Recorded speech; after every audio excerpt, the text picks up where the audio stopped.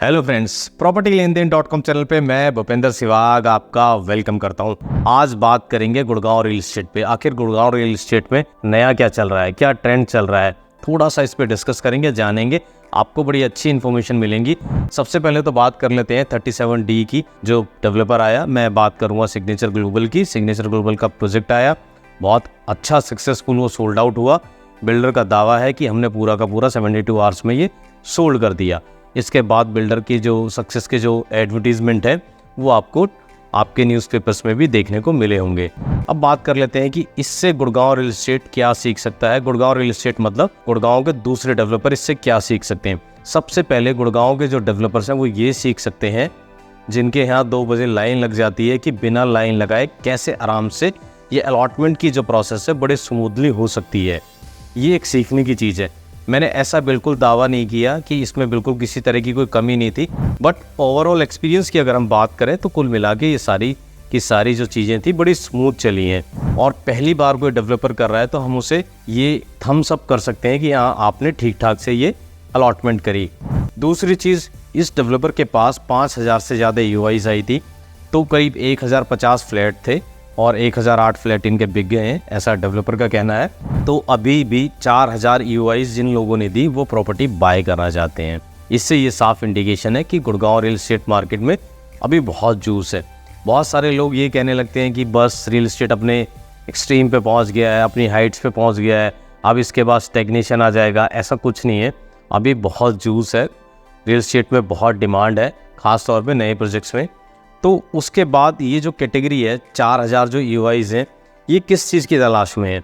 ये तलाश में है एक अच्छा डेवलपर, एक अच्छी लोकेशन और एक अच्छा प्राइस।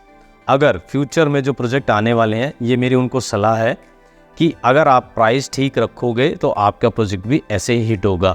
अगर आप प्राइस अगले 5 साल का खुद ही ले लोगे, बायर और इन्वेस्टर के लिए कुछ नहीं छोड़ोगे, तो आपके प्रोजेक्ट को बेचने में आपको दिक्कत आएगी। ऐसा भी बिल्कुल नहीं है कि कोई भी रियल एस्टेट प्लेयर, चाहे वो लिस्टेड हो चाहे नॉन लिस्टेड हो, वो अपना प्रोजेक्ट लेकर आएगा और वो पहले दिन ही और दूसरे दिन ही या विद इन वीक ही पूरा का पूरा सोल्ड आउट हो जाएगा। हमारे सामने बहुत सारे एक्सपीरियंस है, यहाँ मैं ज़रूर बिल्डरों का नाम नहीं लूँगा, बहुत सारे हमारे सामने इस तरह के एविडेंस है, एक्सपीरियंस है हमारे सामने, हम अपने सामने देख रहे हैं, जिनके प्रोजेक्ट लॉन्च हुए काफ़ी टाइम हो गया या 1-2 महीने पहले भी लॉन्च हुए, बट वहाँ अभी भी इन्वेंट्री धीरे धीरे बिक रहे हैं, धीरे धीरे वो सेल हो रहे हैं।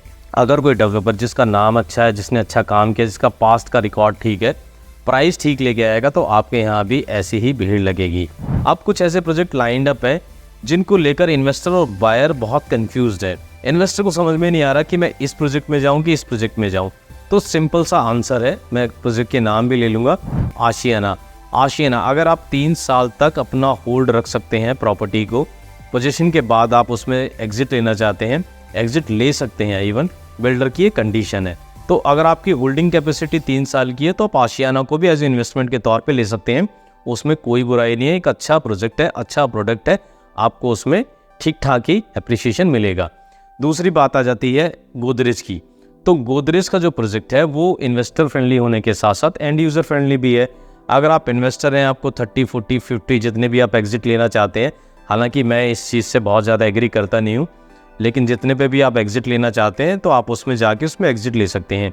गोदरेज नाम ठीक है, काम ठीक है, हाँ कुछ शिकायतें भी हैं गोदरेज की, ऐसा नहीं कि बिल्कुल ही बहुत ही अच्छा ट्रैक रिकॉर्ड है। गुड़गांव में उनके 1-2 प्रोजेक्ट्स में दिक्कतें भी आई हैं, वो सबके सामने है, ऐसी कोई छुपाने वाली बात नहीं है। लेकिन इस बार जो गोदरेज का प्रोजेक्ट आ रहा है वो बहुत अच्छी लोकेशन है, करीब 150 मीटर चौड़े रोड पे मल्टी यूटिलिटी कॉरिडोर पे ये प्रोजेक्ट आ रहा है। कुछ लोगों को लगता है डेंसिटी ज़्यादा है, TOD पॉलिसी के तहत जब लाइसेंस मिला है तो डेंसिटी आपको ज़्यादा ही मिलेगी। 13-14 एकड़ का ये प्रोजेक्ट है, मुझे लगता है कि फेजेस में आएगा, एक साथ पूरा आएगा भी नहीं। और इसमें जो एंट्री पॉइंट है वो 2 BHK से स्टार्ट होता है, तो 2 BHK 3 BHK आप किसी में भी जा सकते हैं जो आपको सूट करता है। अगर आप एंड यूज़ के पर्सपेक्टिव से जाना चाह रहे हैं तो आशियाना मैं आपके लिए कहूँगा रिकमेंडेड है। अगर आप इन्वेस्टर और एंड यूज़ के पर्पज़ से जाना चाहते हैं तो आप गोदरेज में जा सकते हैं। और गोदरेज में अगर आपकी 2 करोड़ 2.5 करोड़ से ऊपर की इन्वेस्टमेंट करना चाहते हैं तो गोदरेज आपके लिए ठीक है, और अंडर 2 CR से लेकर 2.5 करोड़ तक आप जाना चाहते हैं तो आपके लिए आशियाना भी पूरा ऑप्शन ही है। आशियाना मैं कहूँगा कि बहुत अच्छा ऑप्शन है। इसके बाद क्या ऑप्शन हैं? इसके बाद अभी फ़िलहाल की बात करें तो कुछ और प्रोजेक्ट्स लाइन अप है जो आने वाले टाइम में आपको देखने को मिलेंगे। बट उनका जो टिकट साइज़ है वो मुझे लगता है कि काफ़ी ज़्यादा होगा, चाहे वो एक्सटेंशन पे आ रहे हो, चाहे वो द्वारका एक्सप्रेस पे आ रहे हो, चाहे वो आपका न्यू गुड़गांव या सेक्टर 80 की तरफ आ रहे हो। तो इस बजट में इस टाइम पे ये प्रोजेक्ट आपके लिए बिल्कुल ठीक है।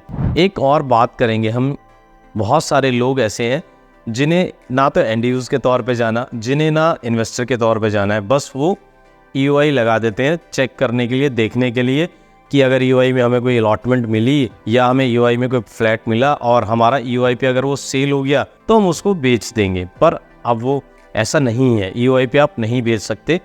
ऐसे लोग आप लोगों का नुकसान कर रहे हैं जो आप लोग प्रॉपर्टी खरीद रहे हैं। वो नुकसान कैसे कर रहे हैं मैं बता देता हूँ।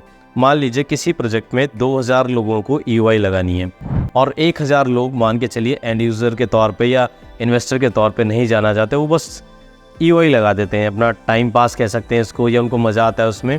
तो बिल्डर के पास 2000 की जगह अगर 3000 चेक चले जाएंगे तो बिल्डर को ये पता लग जाएगा कि मेरी प्रॉपर्टी की काफ़ी डिमांड है, तो बिल्डर जो प्राइस सेट करना चाहता था उससे ऊपर ही प्राइस लेके आएगा। तो जिन लोगों ने प्रॉपर्टी नहीं बाय की, ना उन्हें बाय करनी है, उन लोगों ने उन लोगों का नुकसान कर दिया जिन लोगों को प्रॉपर्टी बाय करनी थी। जी हाँ, चेक ज़्यादा पहुंच गए तो बिल्डर उसी हिसाब से रेट तय करेगा। तो मेरी इस वीडियो के माध्यम से आप लोगों से गुजारिश है, अगर आपको कोई प्रॉपर्टी बाय नहीं करनी, आपको इन्वेस्टमेंट नहीं करनी, आपको एंड यूज़ के लिए कोई प्रॉपर्टी नहीं चाहिए, तो आप अपना EOI मत लगाइएगा, क्योंकि इससे मार्केट के जो सेंटिमेंट्स हैं वो ख़राब होते हैं और बिल्डर को एक राइट मिल जाता है इनडायरेक्टली डायरेक्टली कि उसको वो ज़्यादा प्राइस पे अपनी प्रॉपर्टी को लॉन्च करे। अगर उसके पास ठीक ठाक EOIs आएंगी या बहुत ज़्यादा नंबर्स में उसको चेक नहीं दिखेंगे तो वो प्राइस ठीक रखेगा। तो मेरी बात है, मेरा सजेशन है, आपको ठीक लगे मान लेना और आप लगाते रहे हैं तो लगाते रहना, उसमें तो कोई कुछ भी नहीं कर सकता। एक इन्वेस्टर कम्युनिटी भी है गुड़गांव में जो घूम रही है, हर प्रोजेक्ट को वो चेक करती है क्या प्राइस है, कौन सा डेवलपर है, क्या लोकेशन है। तो मैं आपको बता दूं, आप जिस चीज़ की तलाश में है आपकी वो तलाश शायद ही पूरी हो, क्योंकि कोई भी ऐसा प्रोजेक्ट जो आप चाहते हैं कि बहुत कम अच्छे प्राइस में आपको मिल जाए और बिल्डर भी एक नंबर का हो और लोकेशन भी एक नंबर का हो, तो ऐसा पॉसिबल नहीं है। कहीं ना कहीं तो आपको कॉम्प्रोमाइज़ करना पड़ेगा। अगर आप अच्छा प्राइस चाहेंगे तो लोकेशन भी अच्छी चाहेंगे और बिल्डर भी अच्छा चाहेंगे, तो आपको उसके लिए ज़्यादा पैसे खर्च करने पड़ेंगे और बिल्डर का जो प्राइस है उस पर जाना पड़ेगा। अगर आप बिल्डर से थोड़ा कॉम्प्रोमाइज़ करते हैं तो आप इन्वेस्टर के तौर पे आपको बहुत सारे ऑप्शंस मिल जाएंगे, आप जा सकते हैं। वहाँ थोड़ा सा रिस्क हाई है, अगर रिस्क हाई है तो वहाँ पर गेन भी है, क्योंकि आपको बहुत अच्छे प्राइस पे प्रॉपर्टी मिल जाएगी।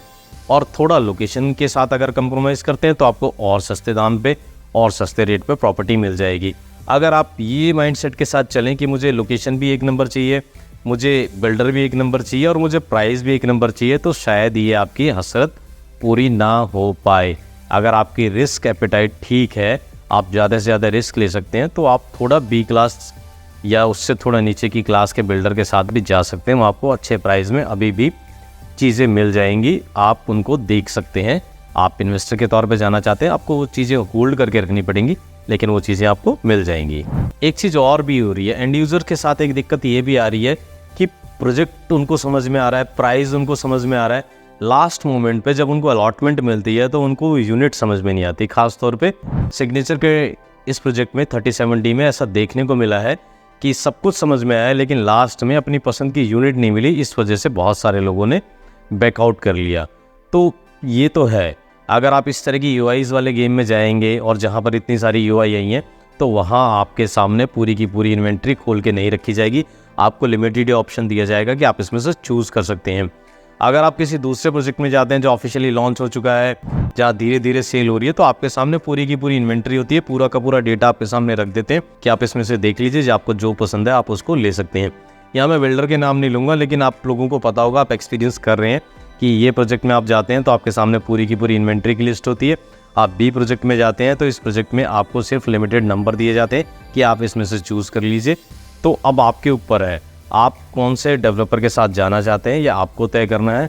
अगर आप इन सब चीज़ों में फंसे हुए हैं, आपको दिक्कत आती है कि आपको कहाँ जाना है, कैसे जाना है, किसके साथ जाना है, कौन से डेवलपर के साथ जाना है, तो उसके लिए हम बैठे, हम आपकी हेल्प करेंगे, हमारा यही काम है। एक और चीज़ मैं जो गुड़गांव रियल एस्टेट में चल रही है उसके बारे में बात करूंगा। बहुत सारे लोगों को लग रहा था कि द्वारका एक्सप्रेस से जैसी ऑपरेशनल होगा, हमारी जो प्रॉपर्टी है उसका जो प्राइस है 10 से 20% बढ़ जाएगा। तो अभी ऐसा नहीं होने वाला है, क्योंकि द्वारका एक्सप्रेसवे को ऑपरेशनल उस दिन माना जाएगा जब उसकी दिल्ली से कनेक्टिविटी हो जाएगी, दिल्ली वाला पार्ट भी चलने लगेगा और तो और यूईआर भी उसके साथ कनेक्ट हो जाएगा। तब जाकर आपको वो जो 10 से 20% का आपको उछाल देखना है आपकी प्रॉपर्टी में, तब मिलेगा। अगर आपको ये लग रहा है कि प्राइम मिनिस्टर ने द्वारका एक्सप्रेसवे का गुड़गांव के हिस्से का इनॉग्रेशन करा और अगले दिन से आपकी प्रॉपर्टी के प्राइस 10% बढ़ जाएंगे, तो वो नहीं बढ़ने वाले हैं। उसके लिए आपको इंतज़ार करना पड़ेगा। ये शेयर मार्केट नहीं है, ये रियल एस्टेट है, इसमें चीज़ें दूसरे तरीके से काम करती हैं। बहुत सारे ऐसे लोग हैं जो साइबर सिटी में काम करते हैं, सोना रोड पे काम करते हैं, एक्सटेंशन में काम करते हैं। जब उनसे प्रॉपर्टी की बात की जाती है, उनको प्रॉपर्टी के ऑप्शन दिए जाते हैं, तो ये न्यू गुड़गांव को कहने लगते हैं कि बहुत दूर है, वहाँ कैसे जाया जाएगा। तो उनको मैं ये कहना चाहता हूँ कि आपको अपना बजट भी देखना है। अगर आप बजट को लेकर बिल्कुल फ्लेक्सिबल हैं, आपको बजट का कोई इशू नहीं है, तो आपके लिए गोल्ड कोर्स रोड भी है, आपके लिए एक्सटेंशन रोड भी है, आपके लिए एसपीआर भी है, तो आप यहाँ दे सकते हैं। अगर आपके साथ बजट का इशू है तो आपको थोड़ा सा देखना पड़ेगा, न्यू गुड़गांव की तरफ जाना पड़ेगा। द्वारका एक्सप्रेसवे भी आज एक्सटेंशन के बराबर प्रॉपर्टी पहुँच चुकी है, तो वहाँ भी आपको कम ऑप्शन ही मिलेंगे कम प्राइस में। और लोगों को जो न्यू गुड़गांव दूर लग रहा है, तो द्वारका एक्सप्रेसवे जिस दिन चल जाएगा गुड़गांव का हिस्सा, तो क्लोवर लीफ से आपको जाने में ज़्यादा टाइम लगेगा नहीं, आप सीधे का सीधा आपको कनेक्टिविटी मिल जाएगी। और आपकी जानकारी के लिए एक चीज़ और बता दूं, जो डेवलपर्स हैं वो हमसे और आपसे 10 साल आगे की सोच के चलते हैं। अगर आप पीछे की तरफ जाएं, 10 से 15 साल पीछे की तरफ जाएं, तो एक्सटेंशन या एसपीआर की बात करें तो यहाँ जंगल और कुछ भी नहीं था। लोगों को लगता था जब सेंट्रल गुड़गांव में जो लोग रह रहे थे कि वहाँ कौन जाएगा, वहाँ तो बसावट भी किसी तरह की पता नहीं कभी आएगी कि भी नहीं आएगी। आज देख लीजिए, एक्सटेंशन और एसपीआर और न्यू गुड़गांव और द्वारका एक्सप्रेसवे पे ही नए प्रोजेक्ट्स आ रहे हैं और लोग यहीं जा रहे हैं। तो जिन लोगों को थोड़ा सा भी रिजर्वेशन है न्यू गुड़गांव को लेकर, उनकी जानकारी के लिए मैं बता देता हूं कि बिल्डर्स ने तैयारी कर ली है अब मानेसर में भी लैंड बाय करने की। जी हाँ, कई ऐसे डेवलपर्स हैं जो बहुत बड़े लेवल पर मानेसर में लैंड बाय करने जा रहे हैं। आप सोचिए कि आज से 2 साल के बाद, 3 साल के बाद जब मानेसर में प्रोजेक्ट लॉन्च होंगे, तो न्यू गुड़गांव जो भी आपको बहुत कोने में बहुत दूर लगता है, तब न्यू गुड़गांव आपको सेंट्रल गुड़गांव लगने लगेगा। ये बात आप चाहें तो आज नोट करके रख सकते हैं। 2 से 3 साल नहीं तो 5 साल में आपको न्यू गुड़गांव सेंट्रल गुड़गांव लगेगा और पूरा का पूरा आपको हैबिटेशन वहाँ होता दिखाई देगा। तब आपको ये पछतावा हो सकता है कि मैंने क्यों नहीं 4 साल पहले, 5 साल पहले, 6 साल पहले न्यू गुड़गांव में प्रॉपर्टी बाय कर ली, क्योंकि 5 साल के बाद रेट आपको पता है कहाँ पहुँच चुके होंगे, शायद प्रॉपर्टी आपके बजट से बाहर जा चुकी हो। फ्यूचर में जब मानेसर में ये प्रोजेक्ट्स आएंगे तो बहुत, मुझे पता है, अच्छे रेट्स पे आएंगे, क्योंकि डेवलपर अभी लैंड बाय कर रहा है, दूर भी काफ़ी एरिया पड़ जाता है। तो central Gurgaon, new Gurgaon, Dwarka expressway, extension, SPR, इससे तो प्राइस बहुत कम रहेगा, लेकिन फिर आपको वो दूर लगने लगेगा। फिर आपको new Gurgaon, Dwarka expressway, SPR, sector 79, 78 ये एरिया पास लगने लगेगा। आपको मैं बताऊं, बहुत सारे ऐसे लोग हैं जो आज से 6 महीने पहले तक, जो अपने आप को बहुत बड़ा पता नहीं क्या क्या क्लेम करते हैं, 6 महीने पहले तक 79, 78 जैसे सेक्टर को बहुत दूर कोने में पता नहीं क्या क्या बताते थे, आज वो वहीं की प्रॉपर्टी को प्रमोट करते हुए आपको दिख जाएंगे। तो लोगों की सारी बात जो कही होती है उस पर आपको नहीं जाना है, आपको अपनी भी थोड़ी सी अकल लगानी है। आपको खुद भी जाके प्रैक्टिकली देखना है और समझना है कि हाँ, यहाँ पर फ्यूचर में प्रॉस्पेक्ट्स हैं और मुझे यहाँ पर जाना चाहिए। मैंने न्यू गुड़गांव की सिर्फ बात नहीं कर रहा, मैं सेक्टर 80 की भी बात कर रहा हूँ, क्योंकि आने वाली जो डेवलपमेंट्स है वो आपको सेक्टर 80 में भी काफ़ी दिखाई देगी। कई प्रोजेक्ट्स आपको सेक्टर 80 में भी आने वाले दिनों में लॉन्च होते हुए दिखाई देंगे।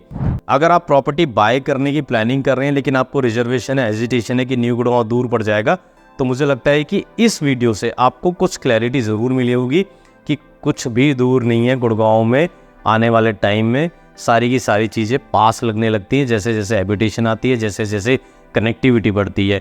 तो अगर आप प्रॉपर्टी बाय करना चाहते हैं तो आपके पास अभी हाल फिलहाल में कई ऑप्शंस हैं, आप उसमें जा सकते हैं। और हाँ, न्यू गुड़गांव में एक और चीज़ मैं आपको कहना चाहता हूँ, न्यू गुड़गांव में अब आपने देखा होगा कि काफ़ी कमर्शियल्स भी लॉन्च हो रहे हैं। वो इसलिए लॉन्च हो रहे हैं कि रेजिडेंशियल जब आ रहे हैं, तो रेजिडेंशियल प्रोजेक्ट जब बनेंगे तो साथ के साथ लोग भी आएंगे, तो कमर्शियल्स भी आपने देखा होगा पिछले दिनों कई कमर्शियल लॉन्च हुए हैं और अच्छे लॉन्च हुए हैं।